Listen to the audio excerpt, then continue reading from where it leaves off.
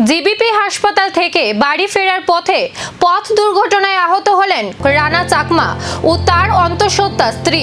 দুর্ঘটনার পর পুলিশের ভূমিকা ঘিরে উঠেছে একাধিক অভিযোগ। ঘটনায় নিরপেক্ষ তদন্তের দাবিতে সরব হয়েছে সাংবাদিক মহল। আহতকে দ্রুত হাসপাতালে পাঠানোর বদলে ঘটনাস্থলেই বিষয়টি মীমাংসার চেষ্টা করা হয় বলে অভিযোগ উঠে পুলিশের এক কনস্টেবলের বিরুদ্ধে। পরে থানার ওসির হস্তক্ষেপে অ্যাম্বুলেন্সের ব্যবস্থা করে আহত মহিলাকে প্রথমে বিশ্রামগঞ্জ হাসপাতালে এবং পরে উন্নত চিকিৎসার জন্য জিবিপি হাসপাতালে পাঠানো হয়। ঘটনার খবর পেয়ে হাসপাতালে পৌঁছান বিভিন্ন সাংবাদিক সংগঠনের প্রতিনিধিরা। আহতের শারীরিক অবস্থার খোঁজ নেওয়ার পাশাপাশি পুলিশের ভূমিকা নিয়ে নিরপেক্ষ তদন্তের দাবি জানান তারা। প্রেস ক্লাবের সেক্রেটারি রানা চাকমা ওর স্ত্রীকে নিয়ে গতকালকে আগরতলা এসেছিল টিএমসির এখানে, তো হাসপাতালে এসেছিল। ওর বউ প্রেগনেন্ট, তো এখন কালকে ফিরে যাওয়ার সময় বিশ্রামগঞ্জের বাজারে এখানে আরেকটা গাড়ি ধাক্কা মারে, তো ওর স্ত্রী এখানে একটু ব্লিডিং হয়েছিল, আহত হয়।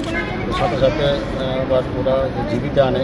তো বিশ্রামগঞ্জ থানার একজন পুলিশ ওকে আবার এই অবস্থাতে ওকে বলে কম্প্রোমাইজ করে নিতে, তো তাদের সাথে কম্প্রোমাইজ করে নিতে ওকে ধমকায় রীতিমতো।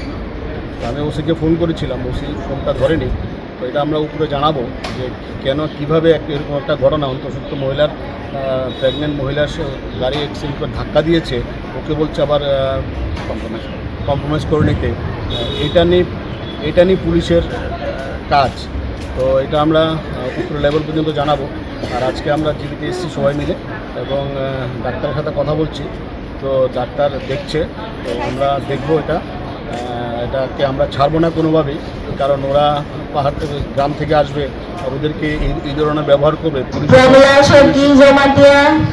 দুর্ঘটনার তদন্তে কি তথ্য উঠে আসে আর পুলিশের ভূমিকা নিয়ে অভিযোগের কি জবাব মেলে, এখন সেদিকেই নজর সকলের।